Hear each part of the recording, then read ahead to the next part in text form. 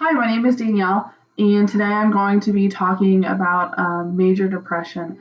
So, when people hear the word major depression or any other mental illness, they become worried, scared, think that somebody's incompetent of being able to function in their daily life, and that's not always necessary. There are different severities of depression, and with major depression, people are still able to function at different levels. Um, so it's not a crime to suffer from mental illness and still be out and about in the community. Major depression affects 14.8 million American adults, according to the Depression and Bipolar Support Alliance. Depression affects adolescents, children, geriatrics, and adults. However, it is a little more difficult to decipher in adolescents and adults because they are able to hide it a little better. Parents don't really see that, their child is hanging out in their room more often or that they're not, being social with the family. Adults, sometimes they don't have a support system. So they go to work, they come home, and they go to bed. They don't want to deal with life, and they don't have somebody to look out for them. The geriatrics, a lot of times they lose their loved ones. Their children are off and not around as often, so people don't see that they're suffering inside just as well. Depression can also affect people's jobs and their relationships with their loved ones. It can cause them to even lose their job if it's not treated, because they can't get up and go to work every day or they're irritable. Maybe they work in a job where they have to deal with people and customer service and, they argue with the other people on the other end, different things from that standpoint. Major depressive disorder is definitely treatable. People take medication for it. SSRIs are a big medication that's popular. There are several medications out there. However, the first one may not be for that person. The medications can cause people to have increased suicidal ideations. They can also cause mania in people. When that happens, a person should hopefully contact their physician immediately so that they can find something that's more for them. Unfortunately, there are people out there who do end up taking their own lives who, don't seek the treatment. The suicide rates are very high.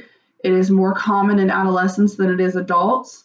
But also cognitive behavioral therapy is another treatment for major depressive disorder.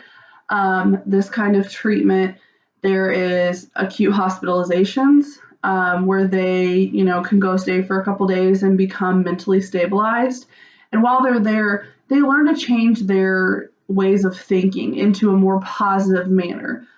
They learn how to use coping skills, and they even learn what coping skills are, so that when they begin to feel sad or depressed or they feel those symptoms coming on of depression, they're able to either seek the help that they need before turning to, self-mutilation or alcohol, drugs, or just, hiding from the world and not seeking the help that they truly need. Also, there are outpatient cognitive therapy groups. There's just regular therapy. Maybe they just need somebody to talk to, a psychiatrist, somebody to give them medications, but also, talk through their feelings. Maybe there's a reason that they have the depression that they have. Maybe they've lost a loved one. Maybe they've lost a job. Maybe they've gone through a divorce, or, it could just be genetics. Genetics do play a huge role in major depressive disorder because usually it is inherited through your family. However, women usually suffer from depression more than men. But also, major depressive disorder was discovered back during the Greek era by the philosopher. His name was Hippocrates, and the original name was melancholia. And this was a very unfamiliar thing. Not only did they not believe in mental illness, but also, depression was not really believed to be a thing either, because they didn't know much about it. So they would work on exorcisms for those people. They burned them. They locked them away. They were treated very horribly. Like I said, not to make an excuse, but they didn't know a lot about this kind of stuff. So even drowning, that was one of the things too, because they thought that these people believed in the devil. They were worshiping that kind of thing, and they just weren't good to be around. Also,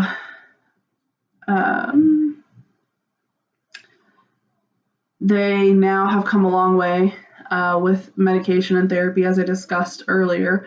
But also, one thing that we still use, but it's not as common, is the ECT. And it is when they place electrodes on a person's head who has the major depressive disorder, and it sends electrodes through the brain to spark those neurotransmitters to hopefully get rid of some of those suicidal ideations and or the depression.